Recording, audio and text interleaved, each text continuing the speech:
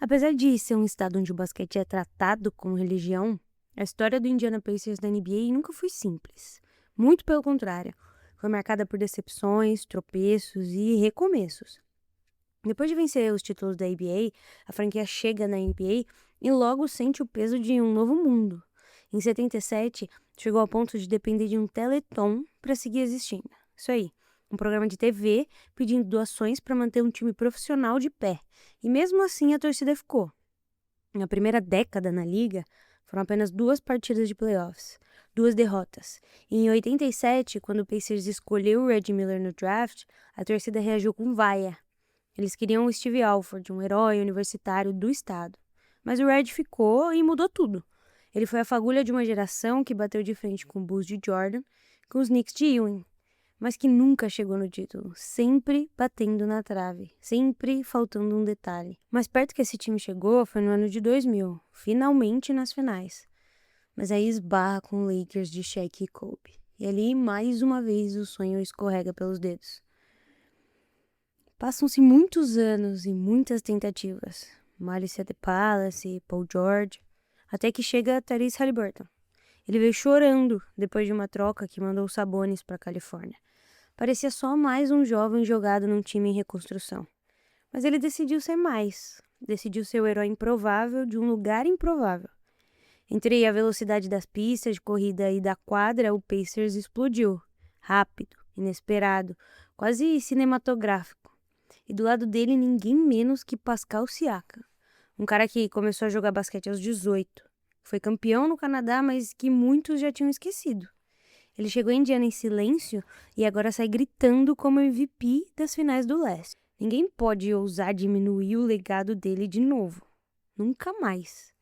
E aí, do outro lado, o Knicks. Fica aquele sentimento agridoce. A certeza de que essa ainda é, sim, a maior e mais apaixonada torcida da NBA. O Garden segue sendo o palco onde todo mundo quer jogar. Mas ele também virou paradoxalmente um campo neutro.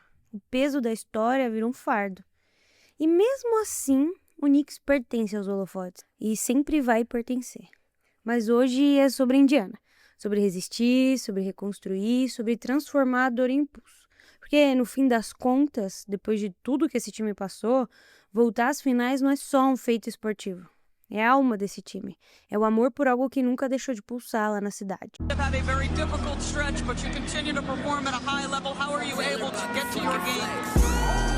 Basketball when I'm on the court.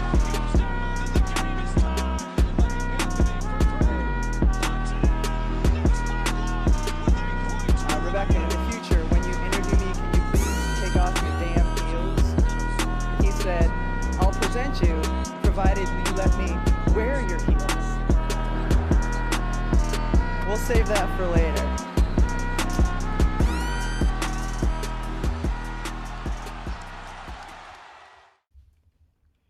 Mas hoje eu não vim sozinha. A Drica segue desaparecida no Paraguai. Brincadeira.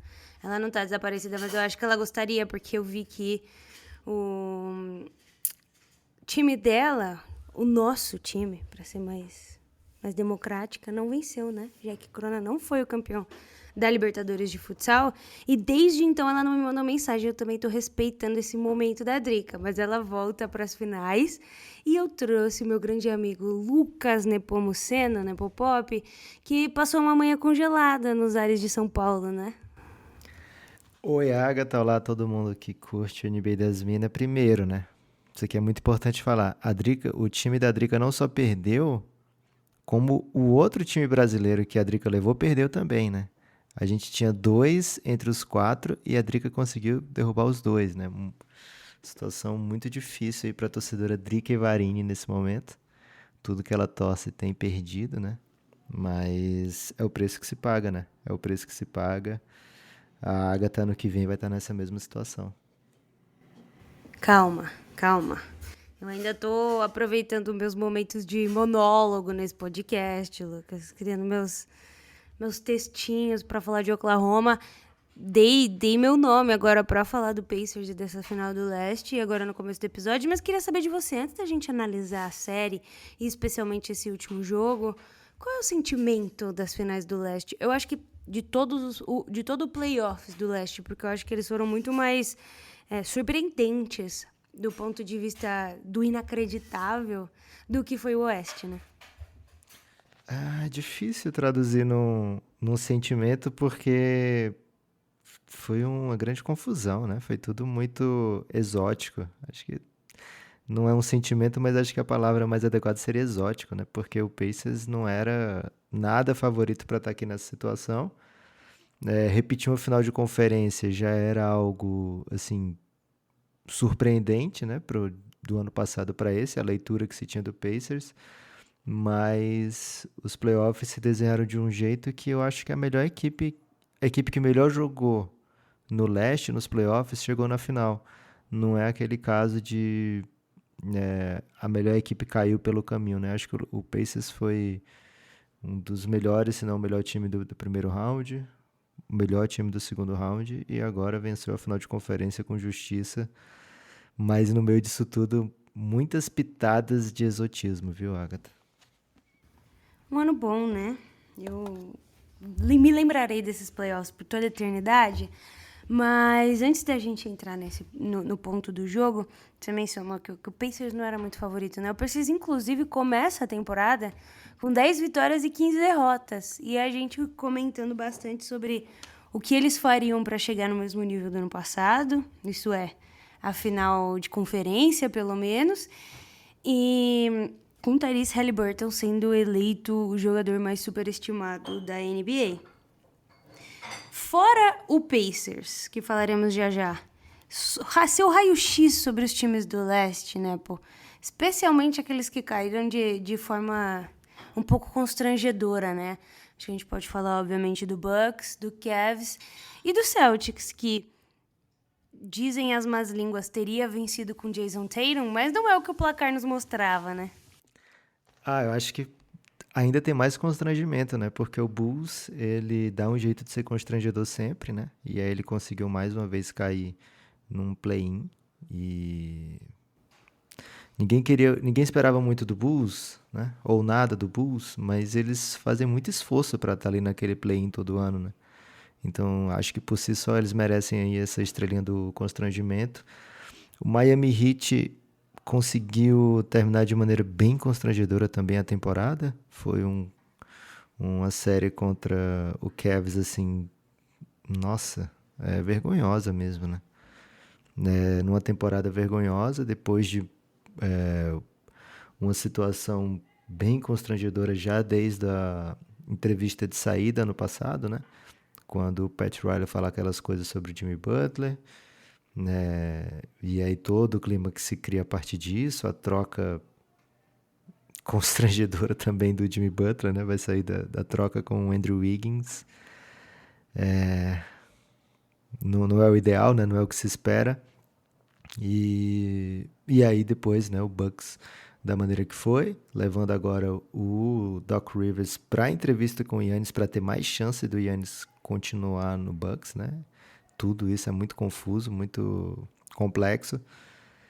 Aproveita e explica isso aí. O fato do Giannis preferir ficar no Bucks se o Doc Rivers continuar. Qual é esse ponto de vista do Giannis que eu particularmente não tenho? Né?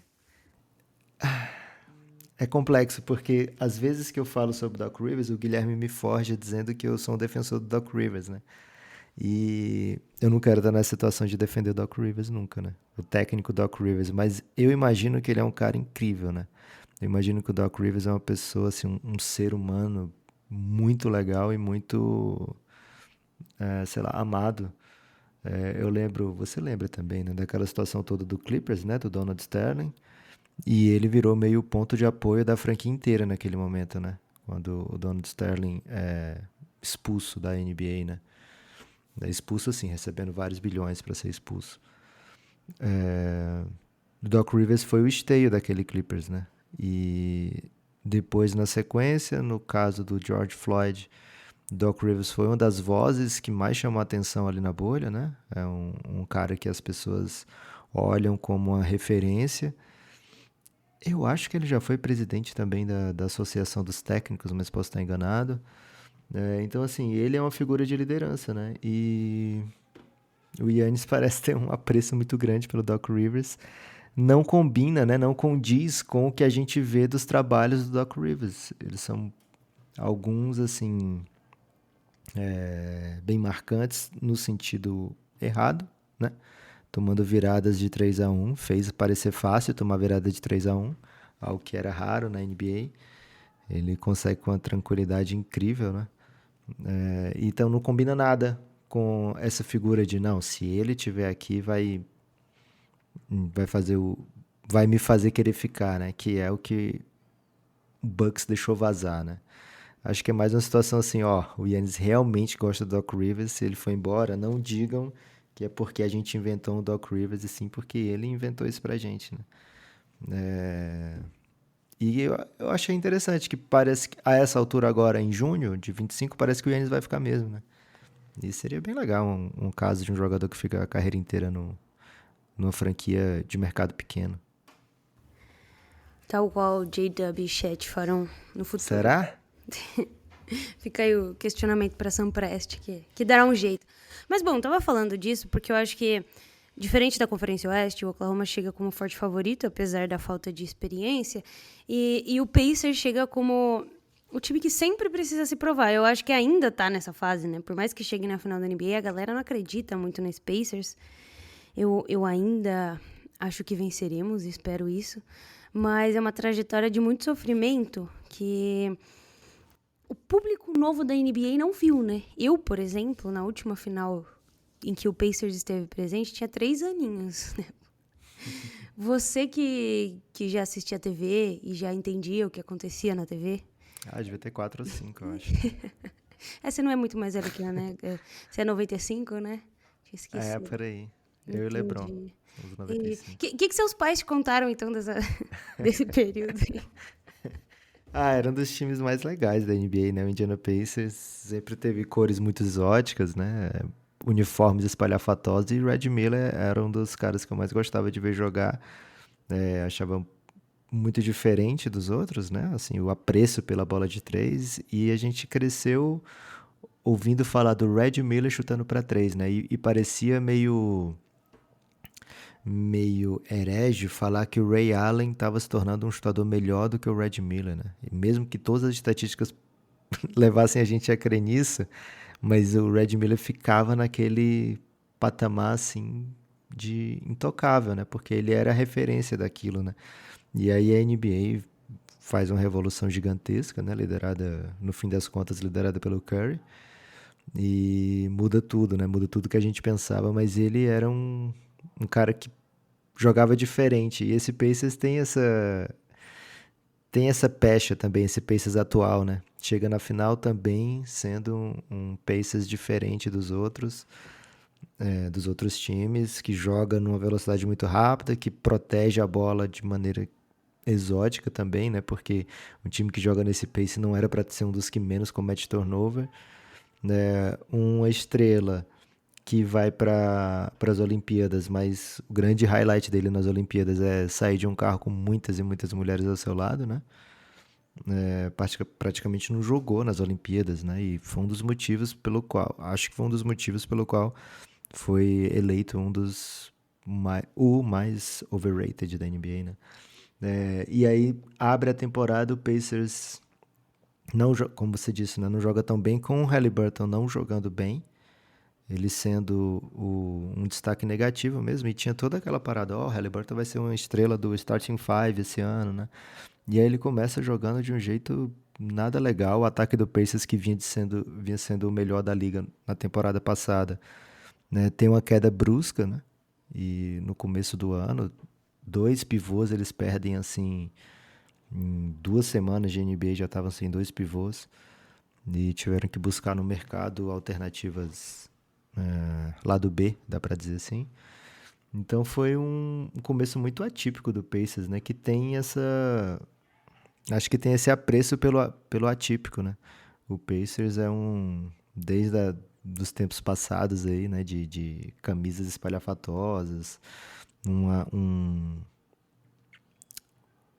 identificação com corrida de carro também, né? Assim, com velocidade, tudo muito diferentão no Pacers. Um mercado pequeno, uma cidade que às vezes dá mais valor pro basquete de high school ou pro basquete de college, né? É muito tradicional, muito forte lá mesmo. Nem sempre o Pacers é o centro do basquete. E agora parece viver tudo dando certo no mundo do basquete, né? Caitlin Clark por lá, o Indiana Pacers 2 finais de conferência seguidas, agora final da NBA. Nossa, deve ser bom demais ser de Indiana nesse momento, porque todo mundo ama basquete lá, né? Deve ser bom demais ser Pacers em 2024 e 25, né? O restante, não sei se poderia dizer o mesmo. Queria falar de mais duas personalidades, né? Primeiro, Miles Turner, né? O jogador mais longevo desse elenco. Ele comemorou bastante com o Red Miller, inclusive, ao final do jogo. E comentou bastante sobre as mudanças de perfil da liga. Sobre os super times não serem mais tão eficazes. E mencionou que a tendência nova é jovens jogadores, correria e o poder da amizade, inclusive. E talvez ele seja o homem mais envolvido nos rumores de troca nesses últimos 10 anos. E o Acho que ele cara que só perde pro permaneceu. John Collins, né? Então, estão juntos. A diferença é que um está nas finais da NBA. Discorra sobre o homem Miles Turner. Ah, cara, a primeira vez que eu ouvi falar do Miles Turner era pro draft, né, de 2015. Parece assim que ele tá há 1000 anos na NBA, mas ele é novo ainda, né? Ainda vai fazer 30. E tinha uma parada nele que era ele teve que reaprender a correr, porque ele era um cara que corria muito estranho, né? Ele corria com as pernas num ângulo que fazia os times temer que ele ia ter problemas no joelho e tal. Então ele teve que reaprender a correr, e por isso ele só passou um ano no college, por isso que ele sobrou um pouquinho mais, né? Foi escolha de loteria ainda, mas 11ª escolha. E ele foi se tornando um especialista do chute de fora, algo que não era óbvio quando ele chegou na liga, né? E isso fez com que esse preço do Pacers, acho que tinha muito rumor de troca, principalmente por causa do encaixe dele com o Sabonis, que nunca foi bonito, né? Parecia assim que um jogava melhor sem o outro o tempo todo. E em certo momento parecia que o Miles Turner podia ser melhor do que o Sabonis, mas depois o Sabonis engoliu. Então, assim, o mais óbvio era que fosse trocado o Miles Turner, né? Já que você já tinha o Sabonis. Mas ele acabou ficando. Como o Pacers é um time que se nega a ir pro tanking, né? E acho isso muito legal, que o Pacers tenha conseguido ir para a final dessa maneira, né? Tão diferentona também até nisso, né? Mas é um time que se recusa a ir pro tanking, para rebuild, vamos pegar a primeira escolha. Não faz parte do processo do Pacers, né? Então o Miles Turner foi ficando, porque normalmente as trocas na NBA, do nosso tempo agora, são trocas em que um time está querendo ir para um lado e outro para outro, né? Então, se eu quero que meu time seja mais forte e eu quero o Miles Turner, eu não quero mandar jogadores importantes para minha rotação. Só que como o Pacers raramente faz trocas assim por jovens ou por jogadores que não tenham já uma caminhada na liga, nunca pareceu uma troca natural para o Miles Turner, né? Foi muito paquerado pelo Lakers o tempo todo. E é engraçado que o Lakers esteja nessa pindaíba agora por pivôs, né? Mas não vai mais para lugar nenhum, né? Porque o Miles Turner é a cara desse Pacers, é um diferencial desse Pacers. Ele é um cara que protege o aro e chuta de fora e é muito identificado com o time e que acredita no poder da amizade, né? Que dá muito certo nos animes. Então, acabou virando um capitão, né? Desse Indiana Pacers e não vai para lugar nenhum mais, né? Quem teve a chance e não pegou, se arrepende agora, porque não tem o que fazer. Ele é a cara desse Pacers e enquanto o Pacers for competitivo, ele tem que estar lá. A grande inflação dos pivôs que assola essa liga, né? Quem tem, quem não tem vai ter que pagar pra ter. Mas daqui a pouquinho o DeAndre Ayton vai estar disponível. esse daí, meu filho, tá na promoção. É a xepa da feira. Teve uma vez que o Pacers meteu um salário máximo no DeAndre Ayton, né? Só que o Phoenix Suns cobriu. Pois é. Se lembra desse momento? Como se sente? A gente tinha acabado de ir pra final da NBA, né? E Aí no ano seguinte essa free agency e o Suns tinha trazido o Durant e aí ficou nessa de será que o Suns vai trocar pro Pacers? Só que aí na regra nova da free agency você não pode mais, depois de mandar uma oferta, não pode mais fazer sign and trade, né? E o Pacers assinou o contrato com o DeAndre Ayton e o Suns só podia cobrir, não podia trocar com o Pacers, né? Mas chegou a ter esse rumor de Miles Turner pelo DeAndre Ayton. Teria sido bem, bem diferente. Outro personagem, pra gente entrar depois no jogo, é Rick Carlisle, né? O homem está idoso, mas parece que é como o vinho. Tem melhorado, são 22 temporadas como head coach, né? Ao mesmo tempo que o LeBron joga na NBA, diga-se de passagem. E, enfim, aquele título maravilhoso com Dallas, mas o resgate dessa identidade do Pacers, né? O desenvolvimento dos jogadores jovens, o resgate dessa identidade dos veteranos, se é que a gente pode chamar o Miles Turner de veterano, mas talvez o Siakam, né? Dá um protagonismo ao Siakam no melhor momento desde o título com o Raptors. Traz um Obi Toppin, por exemplo, que vira uma peça muito confiável no elenco. E aí, você tem nos playoffs, nesse especificamente, 7 jogadores diferentes que já foram cestinhas da equipe em pelo menos um jogo. É um reflexo dessa filosofia de confiança, de movimentação de bola do Carlisle. Mas para quem não conhece o Carlisle de antes, né, Pop, faça o Lattes do homem. O Carlisle é um cara muito diferente na liga, porque quando a gente pensa em técnicos, né, que colocam esse estilo que o Carlisle está implementando esse ano, de muita velocidade, muito jogo de transição, a gente lembra de alguns, né, Don Nelson, Mike D'Antoni, técnicos históricos desse modelo, né, de velocidade, de transição, de ataques muito pontuadores. E esses caras têm, assim, dificilmente eles variavam muito, sabe? Os times que eles pegavam, eles botavam pra jogar dessa maneira, né? O Mike D'Antoni era muito pick and roll, fosse com o Suns do Nash, fosse com o Knicks do Carmelo, fosse com o Lakers do Kobe. A ideia dele era o Rockets, né? Do Harden. A ideia dele era pick and roll, pick and roll, pick and roll, velocidade, velocidade, 7 segundos ou menos, né? O Don Nelson também participou de campanhas históricas de times muito velozes, né? O próprio Golden State, não o Golden State agora, né? Mas o outro Golden State que eliminou o Dallas nos playoffs, ele era de muita velocidade também. No próprio Dallas, né? Era um time muito veloz, no Dallas do Nash, do Nowitzki, do Michael Finley. Então, assim, são técnicos que têm esse estilo agressivo e jogam dessa maneira e conseguem sucesso, e os times vão se adaptando a esses técnicos, né? Vão ter mais sucesso se comprarem a ideia. O Carlisle, ele foi já técnico com a melhor defesa, né, da liga, já foi técnico com o melhor ataque, jogando muito isolation, jogava muito pique também, né, com o Luka, é verdade, mas era um outro tipo de melhor ataque, quando você compara com o do Pacers do ano passado. O pace era completamente diferente, né, a velocidade do jogo do Dallas, do Luka, e do Pacers do Haliburton, né, são coisas assim muito diferentes. E muito sucesso, né, por onde passa. Muito sucesso talvez seja exagero, né, mas bastante sucesso por onde passa. Ele não foi considerado para a lista dos 15 melhores técnicos de todos os tempos. Outros contemporâneos dele foram, né, inclusive o Doc Rivers está na lista.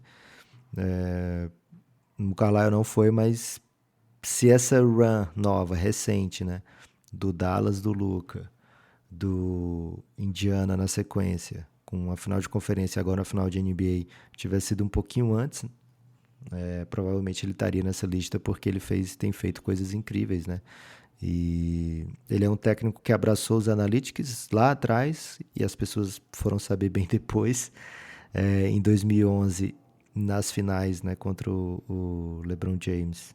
Inclusive ele eliminou o OKC, não foi, Agatha, naquela run de 2011? Pois é, foi.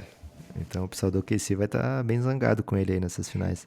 Chegou a hora do payback. E aí, naquela final, muitas vezes, ele ouviu o cara do Analytics que falava assim, ó, bota o JJ Barea, bota o time dessa maneira, que mesmo que não tenha sido um time que você usou tanto, vai fazer sentido nessa série, né? E ele comprou a ideia e deu certo, foi campeão dessa maneira. Acho que teve uma dívida de gratidão do Dallas Lucas, com esse ele. foi o primeiro time campeão por IA da história da liga. Porque o outro que teve o AI, né? Não foi campeão, né? Que era aquele do Iverson. Boa reflexão. Mas eu acho que o Dallas ficou com essa dívida de gratidão com o Carlisle com o Dallas, e ficaram lá juntos por muitos anos, um time que não fazia muito sentido, né? Meio que esperando o Dirk Nowitzki se aposentar, vendo se ia ter alguma outra chance para eles. Não apareceu, e depois veio o Luka. Não chegou aí para a final com o Luka, né? Não é ele que leva o Luka para a final, mas antes dele sair, ele fez o Dallas ter o melhor ataque e um dos melhores ataques da história até então, né? Então o Carlisle conseguiu tirar muito desse Dallas, mesmo que não tenha tido tempo hábil para ir além, como o Jason Kidd foi depois. E aí, quando ele sai do Dallas, rapidamente ele vai para o Indiana, e é meio surpreendente, assim, né? Porque o Indiana tinha vindo de Nate McMillan, na sequência o Coach Borges, né? Que a gente falava lá no Café Belgrado, Nate Bjork. Ele não foi bom o suficiente para a gente aprender o nome dele, né? Foi só um aninho dele. E aí, na sequência, o Carlisle, né? Não fazia tanto sentido assim você sair de um técnico em rebuild, um técnico de rebuild, pro Carlisle, se o seu time ainda tá nessa fase, né? O Indiana nem tinha começado o rebuild, já trouxeram o Carlisle. Então foi meio surpreendente e deu muito certo, né? Na sequência, troca pelo Haliburton e tem sido história, né? De lá para cá tem sido história. É um técnico muito inovador. Acho que o Mark Daigneault vai ter bastante trabalho com o Carlisle, porque é tranquilo, o melhor técnico que ele vai enfrentar nessa run. Não vamos falar de finais ainda, Lucas, que eu tenho 3 dias de folga, por favor. Ok. Mas eu tô tentando dormir bem esses dias, me alimentar, até porque tem muita coisa que vai testar nosso fígado nas próximas horas, né? Mas você mencionou que ele não foi eleito um dos melhores técnicos, né, dos 15 da história da NBA, apesar de estar entre os 15 técnicos com mais vitórias na história da NBA em pós-temporada. Vamos falar do jogo? O Knicks perdeu, entregou uma partida em que Timothée Chalamet estava lá com Kylie Jenner após uma repostagem dela falando que ela não faz nada com ele se o Knicks perde. E aí hoje, inclusive, ela postou uma foto, não sei se você viu, Lucas, da mala dela com uma lingerie do New York Knicks. A mala é eufemismo? Não, uma mala de viagem. Ah, tá. Uma mala de viagem inteira com roupas do Knicks para ir ao jogo e aparentemente também uma camisola do Knicks para ver se convence o Chalamet a fazer alguma coisa que não seja assistir o Knicks, no caso, né?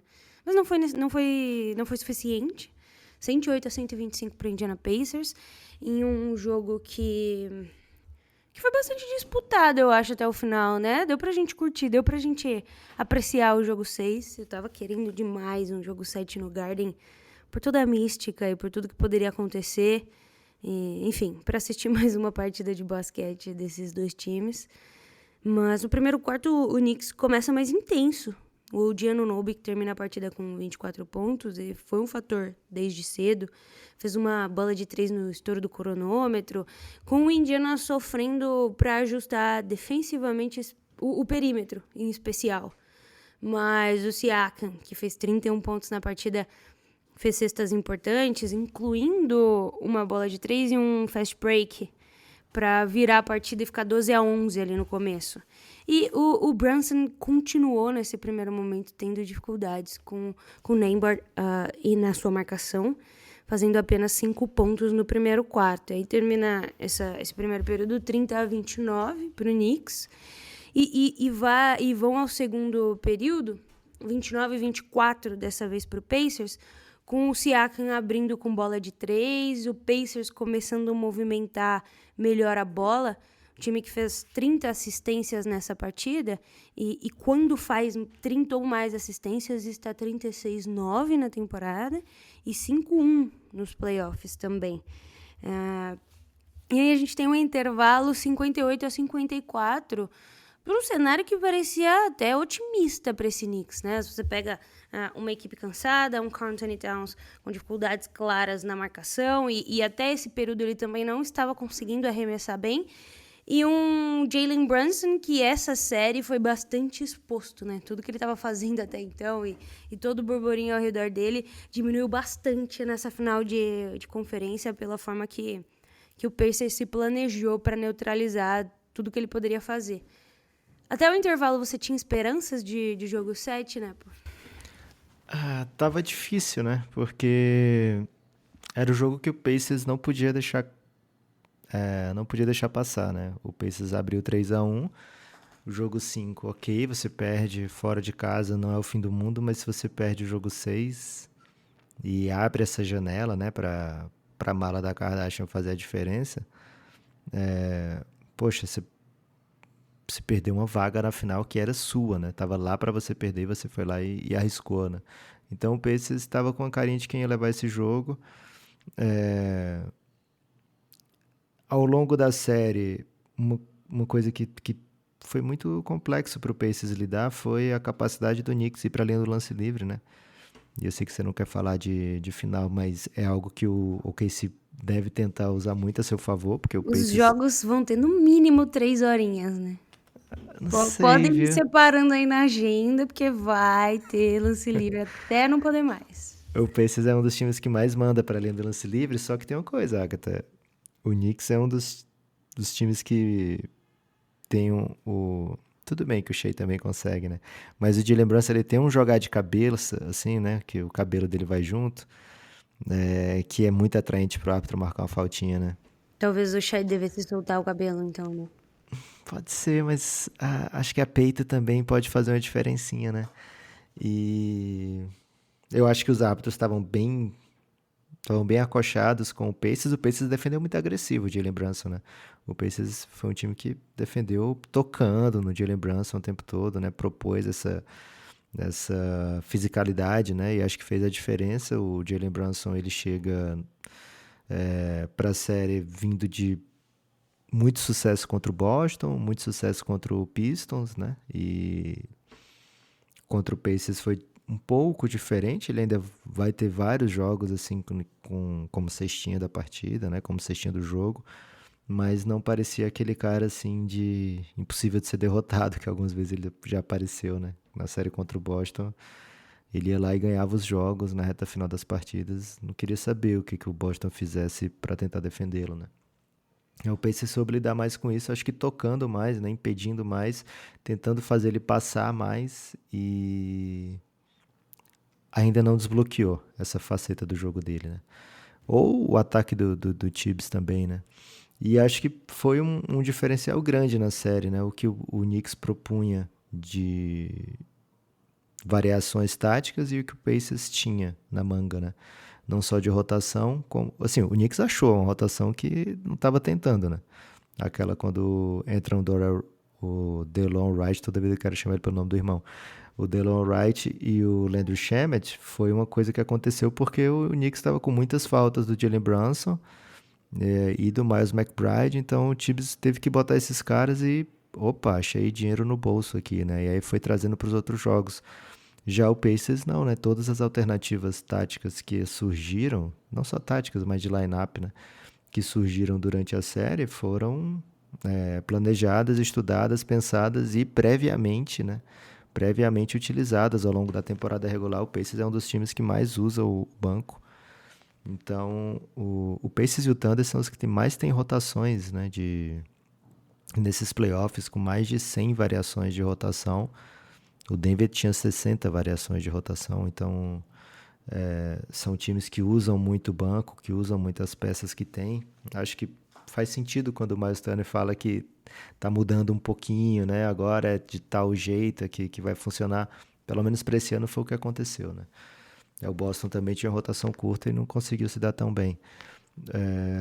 Então, ao longo desse jogo, o que a gente foi vendo foi o Knicks já tinha utilizado tudo que podia, né? E o Pacers mais ou menos já sabia como contra-atacar, o que eles precisavam fazer para levar o jogo e a série por consequência, né?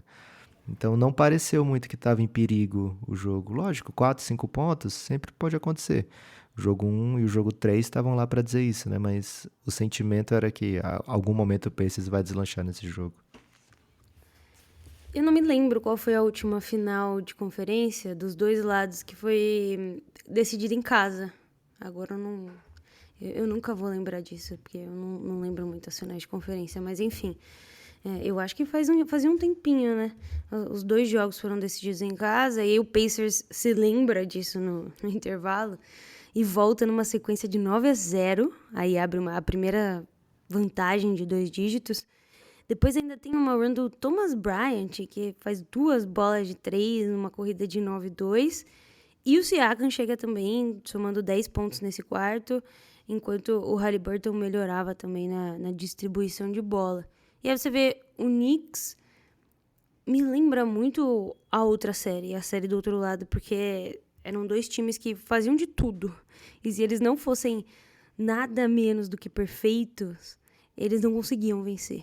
E era um pouco desse Knicks, que volta um pouco desorganizado, forçando alguns arremessos, aumenta os turnovers, que é um grande problema desse Knicks, e solta a mão do jogo, solta a mão da proximidade com esse Pacers e da possibilidade de virar. E aí esse quarto é um 34-23, a maior vantagem de quartos na partida. O último quarto é uma velocidade de cruzeiro, basicamente, né? Uma vantagem estável, a bola começou a girar bastante, você tem o Obi Toppin com 18 pontos, Nesmith com 10, Nembhard com 14, e um Haliburton selando uma vitória, inclusive com aquela bola de 3 absurda, se juntando a nomes como Magic Johnson, Stephen Curry e o Pippen com 20 pontos, mais de 10 assistências e mais de 3 roubos de bola em um jogo que garante vaga para as finais, mais uma das estatísticas super importantes da NBA. É o Indiana que controlou o ritmo, né? Permitiu que o Knicks levasse 2 joguinhos, mas apesar desse último jogo ter sido importante para a vitória, para mim a série foi decidida no jogo 1. Né? O Knicks ter presenciado o impossível naquele jogo 1, eu acho que tirou a possibilidade dele conseguir ser bom o suficiente em apenas mais 3 partidas, né? Depois ficou muito difícil de virar. Aquele jogo 1 não existe, né? Aquele jogo 1 sei lá, é roteiro que se joga no cinema, você vai dizer, que roteiro exagerado, né? Não precisava exagerar tanto. O Nesmith entrou para sempre na galeria aí dos heróis de playoffs. Não sei o que ele precisaria fazer para o pessoal de Indiana não amá-lo mais a partir daquele momento, né? Mas acho que vai além, sabe, Agatha? O jogo 2, assim, foi bem impactante já, o jeito que o Pacers dominou o jogo, conseguiu colocar o seu ritmo. O jogo 4 com o Haliburton fazendo um jogo perfeito, né? Um montão de pontos, um montão de assistência, nenhuma turnover. E o Knicks, eu não acho que o Knicks estava rendido na série como o Minnesota, que o Minnesota estava em situação de arco-íro, né? Era todo mundo olhando ele jogar e dizendo, não consegue, né? Porque o Minnesota não saía do canto contra o OKC. O Knicks, ele teve nos jogos, né? O Knicks teve nesses jogos, embora o Pacers tenha encontrado maneiras de ser superior em boa parte do tempo, mesmo no jogo que o Knicks ganhou o primeiro, né? Que foi o jogo 3. O Pacers foi superior em boa parte do tempo, né? Então, assim, foi um óbvio domínio do Pacers, uma óbvia vitória do Pacers ao longo da série, mas teve jogo. Acho que foi bem equilibrado. Foi uma série de 6 jogos com cara de 6 jogos mesmo, né? Mas talvez por estar 2-0 quando o Pacers vai jogar aquele jogo 3, que o Pacers perca aquele jogo, né? É muito difícil saber como é que seria o desenrolar da série a partir de alguma coisa que acontece diferente lá no jogo 1. Mas acho que o Knicks esteve no jogo. O Knicks lutou o bom combate, né? E acho que é um pouco injusto, né? O jeito que está sendo falado do Towns, por exemplo, né? Como se o Towns precisasse ser trocado pelo Knicks, como se ele não fosse importante para esse resultado. Cara, o Towns eliminou o Jokic e na sequência eliminou o Boston, né? Eliminou o Tatum. Back-to-back eliminando campeões, né? Nos playoffs. E o que ele jogou no jogo 3... Foi o 3? Foi o 3, né? Que tem aquela vitória do Knicks. Quando o Jalen Brunson sai com muitas faltas, ele faz o quê? 20 pontos naquele último quarto. Nossa, aquilo ali, se você... Sei lá, o que valeria a pena para trocar um jogador desse, que ainda vai sua temporada de 30 anos, né? Ele é do mesmo draft do Miles Turner, né? 2015. Então, eu acho que a gente tem que valorizar o que o Knicks fez. O Tibbs não é o técnico que eu mais aprecio, não é um técnico que eu acho que vale a pena pro Knicks manter, mas acho que ele conquistou o direito de tentar de novo, porque, poxa, eliminaram um campeão, final de conferência, mostrou evolução de um ano para o outro em playoff, mesmo tendo perdido uma peça muito importante, né, que é o Isaiah Hartenstein. Então, todo o mérito aí pro Knicks. Pontos importantes sobre essa vitória, principalmente pontos em transição, 25-6 para o Pacers, e pontos de turnover, 34-6, que são, diga-se de passagem, 2 dos principais atributos também nesse Thunder. Estou ansiosíssima para ver como as duas equipes jogaram em transição e a partir dos erros forçados. O Tyrese Haliburton, né, pô, tinha certeza que ele ganharia o MVP de finais de conferência. E graças à tecnologia proporcionada em 2025, a gente pode ver o momento em que ele acha que ele vai vencer, né? Que é muito bom também. Você teria votado em Tyrese Haliburton?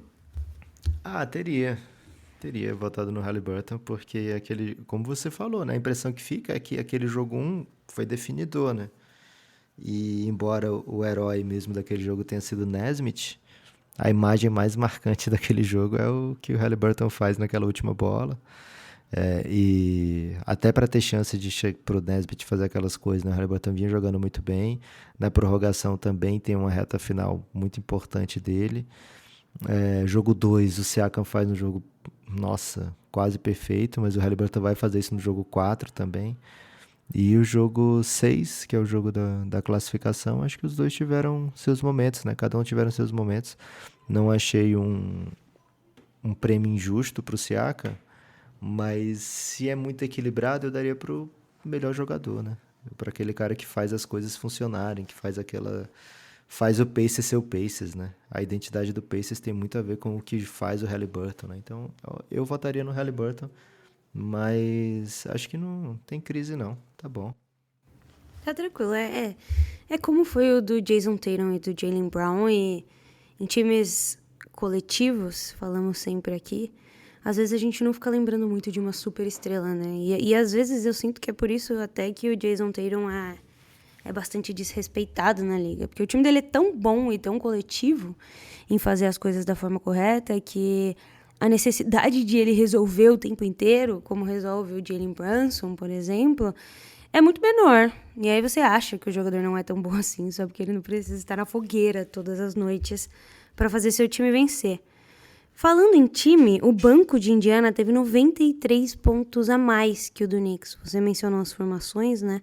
E como elas impactaram para os dois lados. Foi 210 a 117 pontos. E falei dos pontos de contra-ataque, que foram 25. Foi a melhor marca nos playoffs do Indiana. Você, assistindo esse Indiana, você acha que eles ainda precisam amplificar tudo isso que eles estão fazendo para vencer do Thunder? Ou é executar o plano de jogo? Assim, ter 93 pontos a mais numa final de conferência, ter um banco bom é suficiente para vencer o Thunder? Eu não vou fazer a prévia hoje, mas você pode. Eu acho que nem o Thunder e nem o Pacers sabem, né? Pra onde é que vai isso? O que a gente sabe é que o Pacers tem muitas alternativas, né? Eu acho que nessa série, diferente do ano passado, quando também se enfrentaram Pacers e Knicks, o banco Ah, beleza, o banco do Pacers teve um montão de pontos a mais. Mas, por exemplo, teve um jogo que o Mathurin entrou e fez, sei lá, 20 pontos em 10 minutos. E o time tava perdendo e perdeu esse jogo, sabe? Eu não achei que o banco do Knicks ficou exposto nessa série. Eu acho que talvez a ideia da rotação daqueles 5 caras. Porque foi quando o Knicks mais apanhou, foi quando ele jogou os 5 de sempre, né? Inclusive o Tibbs fez uma coisa muito rara que é mudar a sua rotação durante a série, algo que ele não faz nunca, porque os 5 de sempre estavam apanhando muito feio, né? Não só na série como nos playoffs inteiros. Nos jogos contra os Celtics, o Knicks muitas vezes precisou virar, e isso acontecia muito quando o Mitchell Robinson estava em quadra, né? Porque o quinteto mesmo não conseguia lidar com o quinteto do Boston, né? Então, eu acho que o banco do Pacers fez mais ponto, beleza, mas não foi assim. Quando entrava o banco, resolvia a partida, que acho que foi muito mais o que aconteceu no passado, né? E aí a gente viu o Knicks jogar 40 e tantos minutos os seus caras que tinha na época, e o time foi sei lá, esfacelando ao longo da série contra o Pacers esse ano. Eu acho que o banco do Knicks segurou a onda. Inclusive, muitas vezes, quando o Jalen Brunson ia para o banco, né, o time do Knicks voltava para o jogo ou abria vantagem. Então, achei que fez um bom papel o banco do Knicks nessa série. Mas contra o OKC, eu acho que é difícil não fazer um preview da série, porque tô doido pra falar dessa série e tô doido pra ver o que vai acontecer. O Mas episódio de hoje, a live de hoje, é um preview? do Belgradão? Exato. Vai ter. Ah, que legal.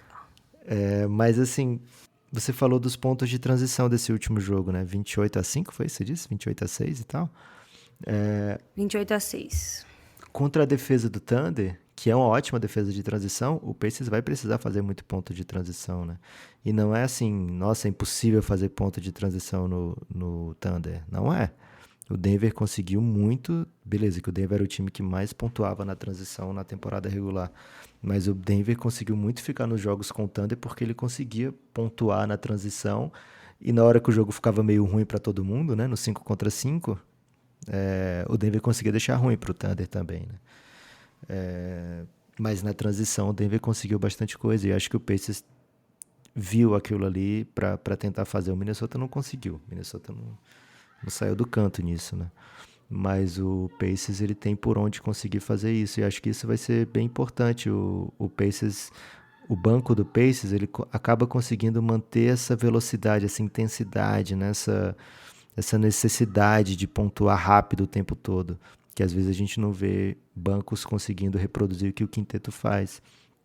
Mas eu acho que a força do Pacers, do elenco, vai ser traduzido nisso, né? Na tentativa de deixar o jogo muito caótico e muito veloz o tempo todo, que é o que o TJ McConnell faz, é o que o Nemba faz quando tá sem o Haliburton, é o que o Haliburton faz o tempo todo, é o que o Siakam tenta fazer toda vida que alguém pega um rebote, o Siakam já tá lá do outro lado para receber essa bola.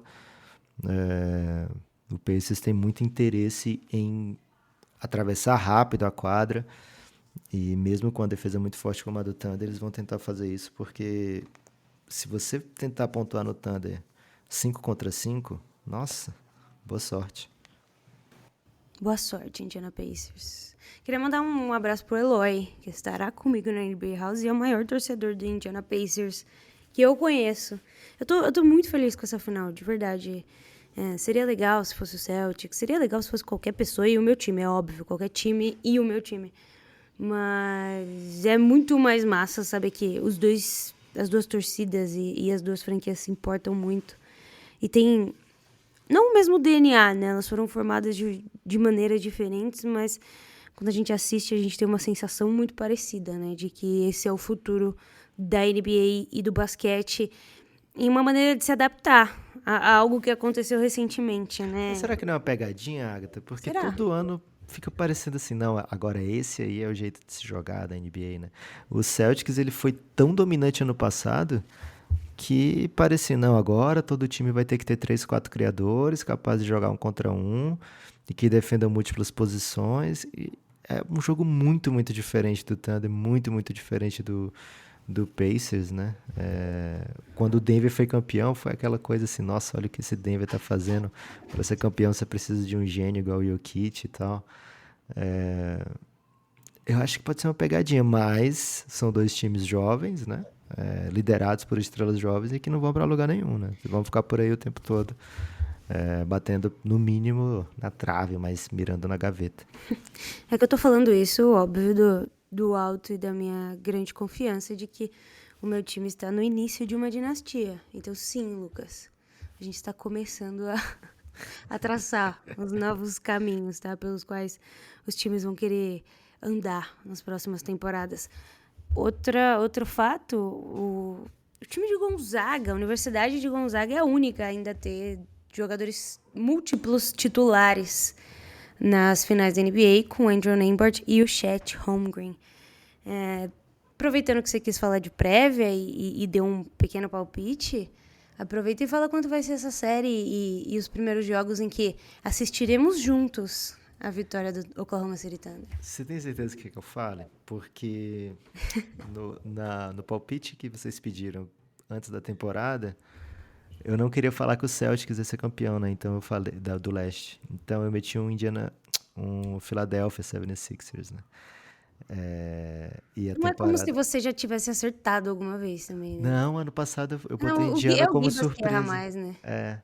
Ano passado eu coloquei Indiana como surpresa e foi, né? Mas esse ano eu falei, era mais pra provocar a Drica, né? E eu achava que o Philadelphia ia ser pelo menos decente. Os caras tinham acabado de botar o Paul George no time e tal. Mas aí foi o que foi a temporada do Philadelphia. E se você me pedir agora, eu vou dizer que vai ser um 4-1 OKC. E eu fico com medo de zicar o seu time. Então não vou dar palpite nenhum. Isso. Não deu palpite. E acho que, além de, obviamente, convidar todo mundo para assistir as lives diárias do Café Belgrado, nas quais eu me faço presente assim que eu acordo, né? Às vezes eu perco um pouco. Mas, inclusive, a bolsa corote vai aumentar, né? Porque a gente vai ter que tomar coisas melhores nas finais. Não tem como. Queria que você convidasse o pessoal para nos ver, né, na NBA House. E queria saber se você já está se hidratando bastante para o OK Churras, que acontecerá em breve também. Tô ansiosíssimo pra isso aí, né? Eu não sei se é verdade, mas a Agatha tá prometendo um elenco que, pelo amor de Deus, a Fazenda vai chorar quando vê o elenco do OK Churras. Porque a Fazenda traz os famosos, né? O BBB só bota uns caras lá do B que ninguém conhece. Mas estaremos na NBA House, né? Jogo 1, jogo 2. Eu não sei se você vai em todos, Agatha. Eu acho que eu vou no 1, que é certeza. E Drica e a Camis também estarão no jogo 2, com certeza. Eu ainda não posso prometer jogo 1, porque estarei na NBA House nos próximos 5 dias seguidos. Vai ter o Sadia Day, né? Vai ter. E aí também vou estar lá, acho que no sábado, no Fan Day. É muito legal a experiência Sábado da eu NBA tenho no House. Manice. A Ludmilla venceu da NBA. Complicado, né? A pessoa não me chama. Tu devia ter um ingresso pra mim, Agatha. Mas enfim, a NBA House é muito legal pra quem pode compareça, e se tiver lá encontrar comigo, por favor, fale comigo. Eu adoro conversar com pessoas que escutam o Café Belgrado. E tô me hidratando. Esse ano não achei ainda, né, um vinho de caixa pra levar pro OK Churras, mas vou procurar. Vinho de saco, né? Vinho de saco é a minha especialidade. Vou procurar um vinho de saco é porque vem num saco dentro de uma caixa, né? Mas eu vou procurar pra não fazer feio esse ano. OK Churras promete... São 8 horas ininterruptas de Com quadra churrasco, de né? basquete dessa vez. Nossa, Diga-se não de vou passagem. então. Então não posso ir. Traga o seu tênis do Damian Lillard que você ganhou por ser apoiador do NBA. Eu ganhei do das Donovan Minas. Mitchell. Lindo, e tá comigo aqui, com certeza. Pois é, venha trajado. Tipo o Michael Scott no dia do basquete. Por favor. Mas é isso. Muito obrigada por me acompanhar nos meus dias solitários aqui. Enquanto a Drica se recupera de mais um baque, né? Um mês muito difícil pra ela, depois de um ano muito bom. Também, diga-se de passagem, também não dá pra ser o tempo inteiro feliz. Fica sem Diga. caráter, né? Essa pessoa só ganha. Perde um pouco a humildade. Acho que Precisava. Os torcedores do Constrói Celtics. caráter. Eu tô construindo o meu caráter já tem 40 anos Não, o agora. seu caráter é o maior do Brasil nesse momento. Ninguém Se você segura me meu caráter. perguntar, o seu caráter é o maior que eu conheço de fato. Se a E gente olhar em pra retrospecto. frente, né? E pra frente projeta aí um crescimento de caráter absurdo. O Suns tá. Tende a ficar exponencialmente maior também pra frente. Um abraço para todos os torcedores do Phoenix Suns que seguem vivos e na luta pelo sonho. Muito obrigado, Lucas. A gente volta na quarta-feira, se eu não me engano, para fazer as prévias das finais. Eu quem agradeço. Sempre é um Oklahoma lá. prazer. Vou Vai ficar dar muito Oklahoma. muito feliz de assistir o jogo com todo mundo do Oklahoma, desde que vocês fiquem quietos e me deixem prestar atenção em absolutamente todos os segundos, senão eu vou estar surtando. Então, a escolha de vocês para isso. E um beijo para todo mundo que ganhou o Sadia Day através da nossa página lá no Twitter. Nos vemos na quarta-feira à noite, que é o Sadia Day. Abraço.